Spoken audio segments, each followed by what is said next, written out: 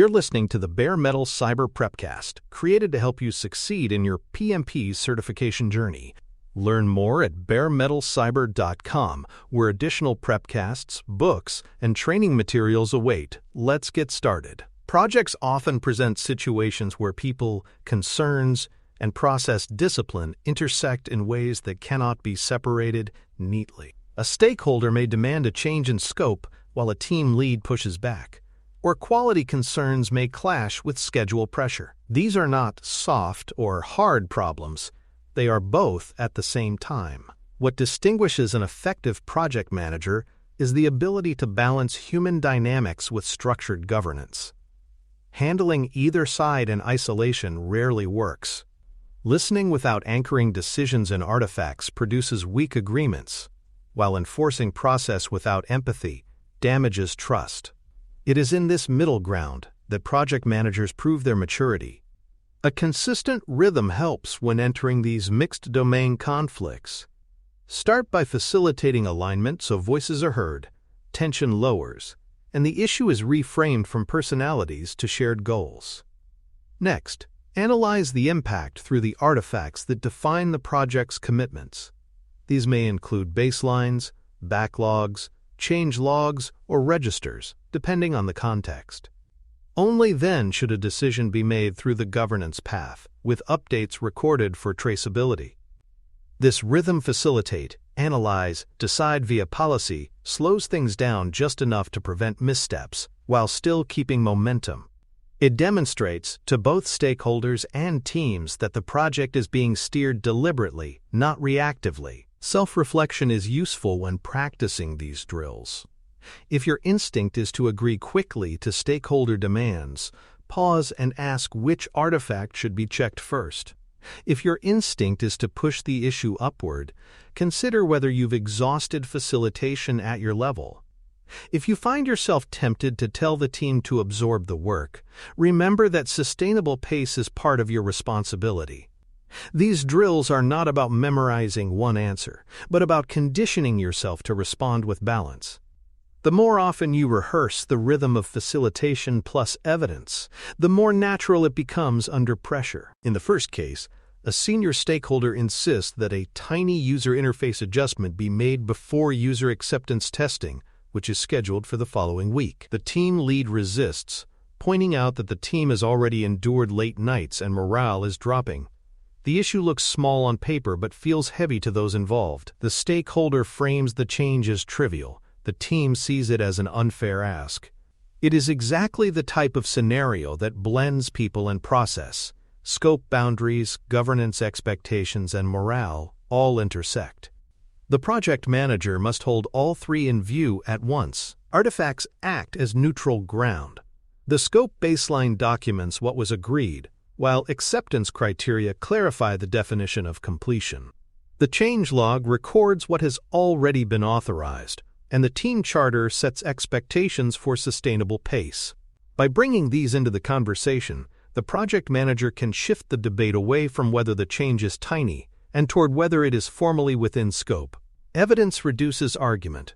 People may disagree about effort, but they cannot dismiss what is written in the baseline or what criteria were signed off. This is why artifacts are indispensable. The project manager's strongest move is to convene a short alignment meeting.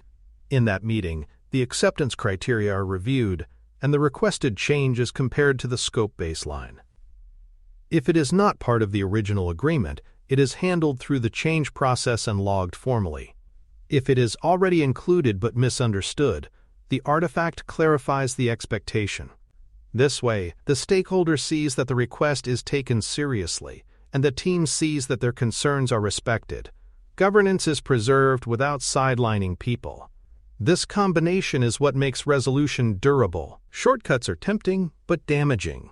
Agreeing to the change immediately in order to appease the stakeholder undermines the baseline and creates a precedent for bypassing process. Directing the team to absorb the work ignores morale and risks burnout. Escalating straight to the sponsor wastes leadership bandwidth and signals that the project manager cannot facilitate resolution at their level. Each of these paths may produce momentary relief but weaken the system in the long run. The structured path facilitate, analyze through artifacts, decide via policy builds trust, and leaves a traceable record. If this were an agile project, the principles would be the same, though the artifacts would differ. Instead of reviewing a scope baseline, the product backlog would be the anchor. Acceptance criteria remain essential, and the definition of done ensures quality is upheld. If capacity allows, the request could be pulled in through backlog reprioritization. If not, it would wait for the next sprint, or a lower priority item could be swapped out. Agile frameworks do not eliminate governance, they embed it within backlog discipline. The rhythm of clarify, analyze, and decide still applies, only the tools change. From this scenario, one useful heuristic emerges: clarify what was agreed, analyze the impact, decide via the established path, and update the relevant artifacts. It may sound simple, but in moments of stress, it is easy to forget. Many project managers fall into the trap of do everything now, which may satisfy in the short term, but erodes quality and schedule integrity. Professionalism lies in protecting boundaries, not ignoring them.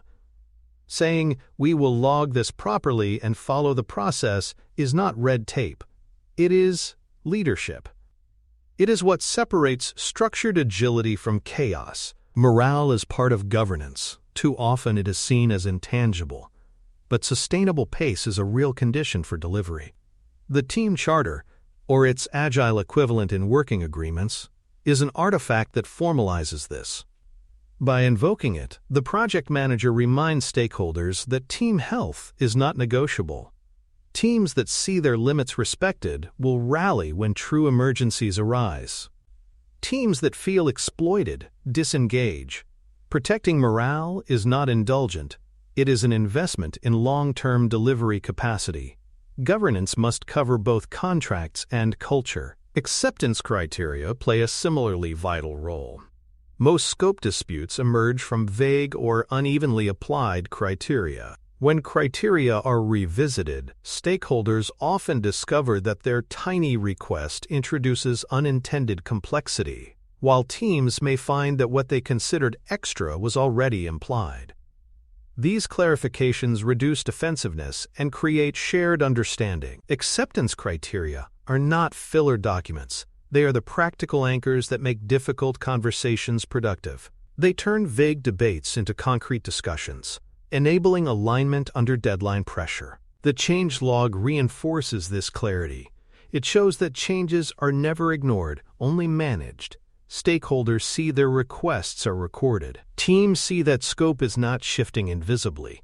Governance sees that the baseline is being protected with a traceable record. Without it, project memory is fragile and disputes resurface. With it, the system shows professional maturity. Updating the change log in scope disputes is not bureaucracy. It is the evidence of stewardship.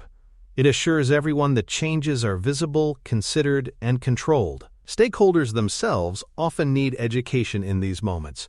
From their view, a request may feel trivial, but they rarely see the ripple effects on testing, morale, or compliance. By walking them through acceptance criteria and showing them how the change would enter the log, the project manager demonstrates that the process is not a wall, but a path. Over time, stakeholders begin to bring requests in the proper form, understanding that governance is their ally, not their opponent. Facilitation, therefore, does double duty. It resolves the immediate dispute and shapes stakeholder behavior for the future. Escalation is still an option, but it should be used with care. Sponsors expect issues that reach them to be real impasses, not everyday scope adjustments. If escalation is used too readily, it signals that the project manager cannot manage conflict at their level. By resolving most disputes through facilitation and artifacts, the project manager builds credibility. Sponsors then know that when something is escalated, it truly requires their intervention. This discipline protects sponsor bandwidth and strengthens governance overall. Escalation, in this light, is not avoidance but the final safeguard. This case sets the tone for mixed domain drills. A small change request was the trigger, but the underlying challenge was balancing stakeholder urgency, team morale, and scope integrity. The project manager who listened, anchored the discussion in acceptance criteria, and followed the change path preserved both trust and governance. Artifacts turned emotion into evidence. The heuristic of clarify, analyze, decide, and update kept both people and process intact. By practicing this response, project managers build the reflexes needed for more complex conflicts ahead. The drill continues, with risk, quality, and schedule challenges waiting to be explored. For more cyber-related content and books, please check out cyberauthor.me. Also, there are other prepcasts on cybersecurity and more at baremetalcyber.com. The next case shifts from scope conflict to risk management under schedule pressure. A third-party application programming interface, or API, has signaled that it may throttle requests. Your project has a fixed go-live date, and the team is already worried about delays. Some suggest overtime as a solution, while quality assurance warns that rushing will only increase the likelihood of defects. Here again, the issue is both technical and interpersonal. The team is anxious, quality leaders are raising flags, and stakeholders are focused on the date. The project manager must hold these competing perspectives together and prevent the decision from becoming hope-driven. Artifacts provide the anchor. The risk register is the first stop, because it ensures that this throttle issue is recorded, given an owner, and analyzed for impact. The schedule model or critical path analysis shows what slack, if any, exists to absorb delays. The test strategy defines how risks should be verified before decisions are made. Without consulting these artifacts, the project manager risks making a choice based on opinions rather than evidence. With them, the decision shifts from should we work longer to what does the analysis show, and how should we respond according to policy. The professional response is to add a mitigation item, create a caching mechanism to reduce API calls, and run a targeted spike test to measure the throttle effect. The schedule is resequenced to fit this work, and the risk register is updated to show both the exposure and the mitigation. This preserves quality because it addresses the problem at its root, rather than relying on overtime. It also provides evidence. When governance asks how the risk was handled, the project manager can point to the updated register, the spike results, and the adjusted plan. This approach balances urgency with discipline. Other paths are less effective. Approving overtime without analysis is hope disguised as action. It does not address the throttle itself. Ignoring the risk and promising to re-baseline later is even more fragile, because it leaves the project exposed until failure occurs. Escalating directly to legal for penalties may feel decisive, but it jumps ahead of technical analysis and risks damaging the vendor relationship. By contrast, mitigation through caching and testing uses artifacts, addresses the technical risk, and maintains trust.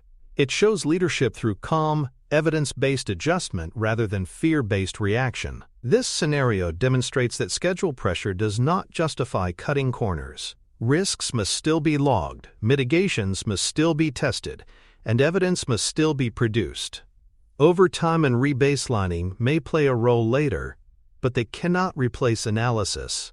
By grounding the response in the risk register, critical path, and test strategy, the project manager preserves both delivery momentum and governance credibility. The team sees that concerns are being taken seriously, and stakeholders see that risks are being handled transparently. This is how disciplined risk management calms pressure rather than inflaming it. The third scenario examines the tension between quality and speed. Late in the cycle, a cluster of defects appears. The sponsor argues for shipping now and fixing later, citing competitive urgency. Operations, however, warns that the defects are likely to cause incidents after release, increasing support burden. The team itself is split. Some want to satisfy the sponsor, while others worry about releasing unstable code. This is a classic case where people dynamics sponsor urgency, team division, operations concern collide with process discipline quality standards, defect logs, and release protocols. The project manager must navigate carefully. The artifacts here are essential. The defect log, ideally analyzed with a Pareto chart, shows whether most issues stem from a single root cause. The change log records whether fixes have been formally addressed. The hypercare plan outlines how post-release support will handle remaining issues. Together, these artifacts prevent the discussion from being purely emotional. They allow the project manager to say, "Here is the data, this is the root cause, this is the plan for fixing it now, and here is how hypercare will cover the rest." Evidence reduces argument and creates shared understanding. The most effective course is to identify the top cause of the defect cluster using Pareto analysis. Implement a minimal preventative fix immediately, and adjust the hypercare plan to monitor and remediate any remaining issues after release. Risks are communicated openly to stakeholders, and the changelog is updated to record what was done. This path protects value by allowing release to proceed, but it also protects quality by addressing the most significant risk now. It demonstrates balance. Delivery continues, but not at the cost of blind acceptance. Quality is trimmed, but not abandoned. The weaker choices carry predictable risks. Shipping as is with only a vague promise to fix later ignores evidence and sets up operations for failure. Delaying indefinitely may avoid incidents, but creates excessive cost and stakeholder frustration. Hiding defects in the report is both unethical and dangerous, likely to destroy trust if discovered. By contrast, the balanced approach of fixing the top cause, updating hypercare, and communicating risk uses artifacts, protects relationships, and maintains governance. It is not perfect, but it is disciplined, defensible, and sustainable. This case illustrates that quality versus speed debates should never be resolved through opinion alone. Artifacts such as defect logs and hypercare plans provide evidence for reasoned compromise. Pareto analysis shows where limited effort can achieve the greatest impact. Hypercare provides structured follow-up so remaining issues are not ignored. Communicating transparently ensures that governance bodies understand the trade-offs. By combining these, the project manager demonstrates that urgency can be respected without abandoning discipline. This balance is what stakeholders value most. Confidence that even under pressure, the system remains professional. Across these mixed domain scenarios, the pattern is visible. Stakeholder urgency collides with team morale in scope disputes. Schedule pressure meets risk exposure when external APIs create uncertainty. Sponsor demands for speed clash with operations, insistence on quality. Each case involves both people and process. The effective project manager listens, consults artifacts, and channels the decision through governance. By following this rhythm, they avoid the traps of appeasement, avoidance, and unilateral shortcuts. This is how credibility is built and maintained across domains. The role of artifacts in these scenarios cannot be overstated. The scope baseline, change log, risk register, defect log, and hypercare plan are not side documents. They are the evidence that makes governance real. They allow difficult conversations to be reframed from personal opinion to organizational commitment. They provide transparency, which protects relationships. They create traceability, which satisfies audits. They are the backbone of professional project management. Without them, decisions become anecdotes. With them, they become agreements. That difference is what stakeholders and auditors both depend on. It is also worth noting that morale and trust are recurring threads in all three cases. Whether teams are asked to absorb extra work overtime, or release with known defects, they are testing whether leadership protects them or exploits them. The project manager's choices send signals. Do we honor sustainable pace? Do we respect quality? Do we acknowledge risks transparently? These signals shape culture far beyond the immediate decision. Teams that see governance honored and morale protected become more resilient and loyal. Teams that see shortcuts and concealment disengage. The consequences are long-lasting. These scenarios also demonstrate that governance and agility are not opposites. In each case, the disciplined response preserved cadence by making targeted adjustments rather than halting everything. In scope disputes, backlog reprioritization allowed agility while keeping the definition of done intact. In risk management, Spike tests and mitigation stories respected cadence while reducing exposure. In quality debates, targeted fixes and hypercare planning allowed release to proceed responsibly. Agility is not about ignoring governance, it is about embedding it in responsive, transparent practices. The project manager's role is to show that both can coexist. By practicing mixed domain drills, project managers sharpen the reflexes they need for real projects. These scenarios are not unusual, they are daily reality. Sponsors will always want more, teams will always face fatigue, risks will always emerge, and defects will always tempt shortcuts. What defines professionalism is not whether these pressures exist, but how they are handled. Facilitation plus evidence, policy plus empathy, cadence plus compliance, these are the combinations that make the difference.